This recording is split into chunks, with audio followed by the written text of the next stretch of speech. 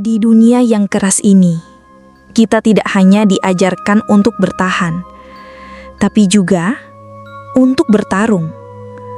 Sejak kecil, kita belajar bahwa hidup adalah soal menaklukkan. Menaklukkan ketakutan, menaklukkan keraguan, menaklukkan kelemahan dalam diri sendiri. Kita dibesarkan dalam sistem yang menyuruh kita kuat, yang memuji kemenangan, yang mentertawakan air mata. Seolah yang lemah tak layak didengar, yang jatuh tak pantas diperhatikan, dan yang takut dianggap gagal. Tapi tak ada yang benar-benar mengajarkan bagaimana cara menerima kekalahan, bagaimana cara berdamai dengan diri sendiri.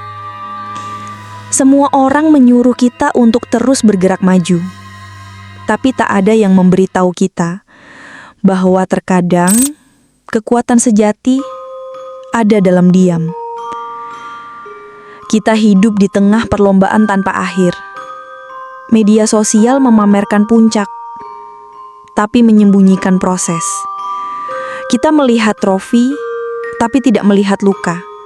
Kita melihat kemenangan, tapi tidak tahu berapa harga yang dibayar untuk itu. Dan dalam keheningan malam, saat semua gemuruh mereda, kita mulai bertanya, apa arti semua ini? Apakah hidup hanya tentang menang? Apakah kebahagiaan hanya milik mereka yang terlihat hebat? Atau ada sesuatu yang lebih dalam dari itu?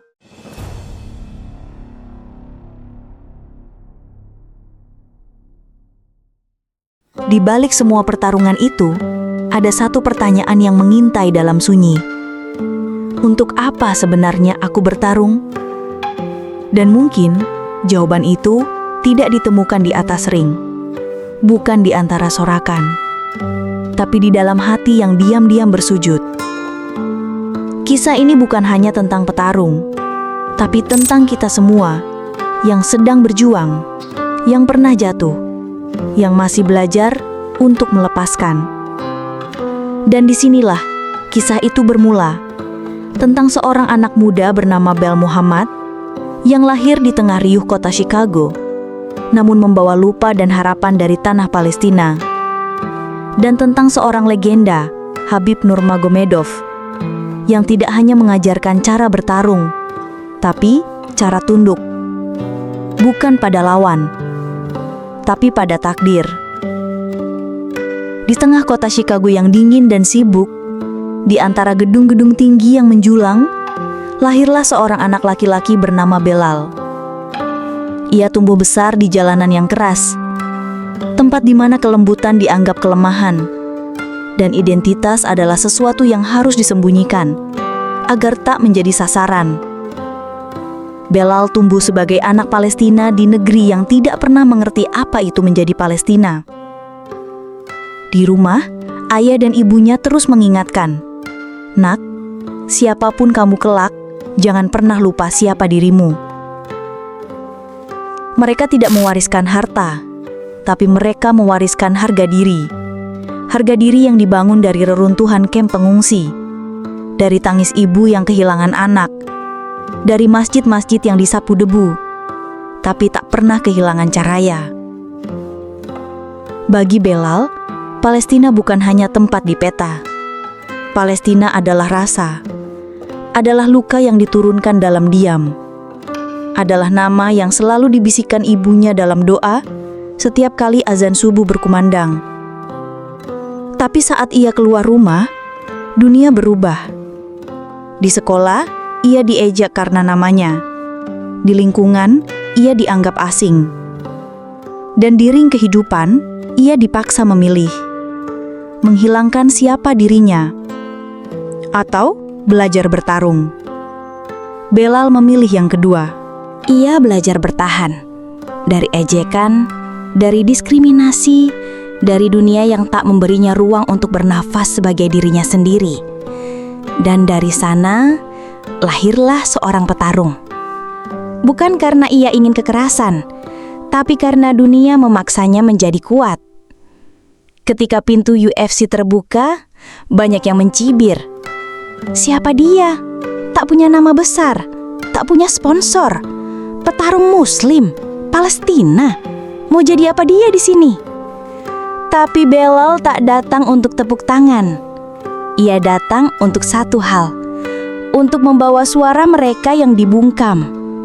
Anak-anak yang tidur di bawah langit penuh drone, orang tua yang sholat dengan jantung bergetar karena dentuman bom. Remaja yang mengangkat batu melawan tank bukan karena ingin menang, tapi karena tidak ingin diam. Dan itulah yang membuat Belal berbeda. Ia bukan petarung yang mencari sorotan. Ia petarung yang membawa makna dalam setiap pukulannya. Setiap langkahnya ke dalam ring adalah doa. Setiap keringatnya adalah perlawanan. Dan setiap pertarungannya adalah pesan. Kami masih hidup, kami masih bertahan, dan kami tidak akan dilupakan. Belal tumbuh di kota besi, tapi jiwanya tetap mencari langit yang dulu diceritakan ibunya. Langit tempat ia belajar bukan hanya bertarung, tapi bersujud. Dan dari sanalah ia memulai perjalanan untuk menemukan kekuatan yang tak bisa direbut oleh siapapun. Kekuatan iman. Masuk ke dunia UFC bukan sekedar masuk ke arena pertarungan. Bagi Belal itu berarti masuk ke medan ujian. Setiap langkahnya disoroti. Setiap kata-katanya dipelintir. Setiap kesalahan, sekecil apapun, bisa dijadikan senjata untuk menjatuhkannya. Ia adalah Muslim. Ia adalah Palestina. Dan dunia tidak pernah ramah kepada dua hal itu bila disatukan dalam satu tubuh. Belal tidak punya nama besar, tidak punya tim promosi mewah, tidak punya sponsor yang bersedia berdiri di sisinya. Tapi ada satu hal yang ia punya, yang bahkan tidak bisa dibeli oleh para juara dengan sabuk emas. Keyakinan. Keyakinan bahwa dirinya bukan hasil dari algoritma, bukan hasil dari pencitraan, melainkan hasil dari luka, dari doa, dari perjalanan panjang menanggung nama yang selalu dicurigai. Malam itu, langit begitu gelap, tapi tidak ada hujan, tidak ada angin, hanya keheningan. Dan dalam keheningan itu, ada satu jiwa yang sedang bersiap untuk bertarung. Bukan melawan lawan di atas ring, tapi melawan sisa-sisa rasa takut yang belum sempat dihapus. Semua kamera menyorot, semua suara bersorak, semua perhatian tertancap pada lawannya. Tapi Belal, ia tetap diam, karena ia tahu yang paling gaduh justru bukan di luar, tapi di dalam.